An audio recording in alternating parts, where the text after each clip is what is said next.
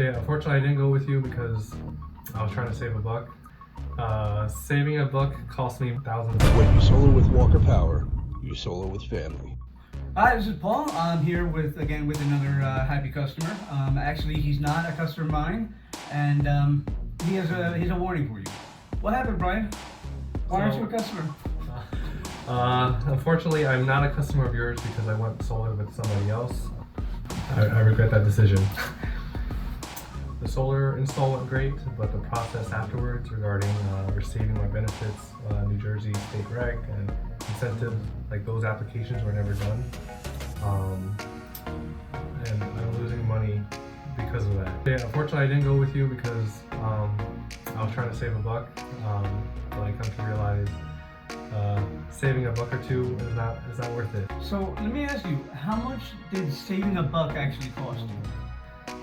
Saving a buck cost me more than a buck. I would say probably thousands. Thousands. Of dollars. Yeah. I should have trusted my instincts again when I was doing my homework, searching for solar installers. You were very accommodating. You're helpful. Again, I appreciate you helping me, even though I'm not a customer of yours. I offered Paul money to help me, and he declined. Again, he's doing this from the bottom of his heart.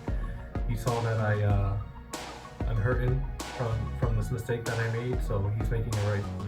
It's Christmas, Theo. It's the time of miracles, so be of good cheer. Do your homework, but I've done mine, and I think you should solar with Paul Walker. I needed help, and I thought of you.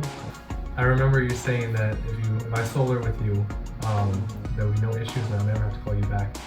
And here I am. I didn't solar with you, and I'm calling you back. And did I pick up the phone when you called? Definitely. You're right on the money. You're good with communication.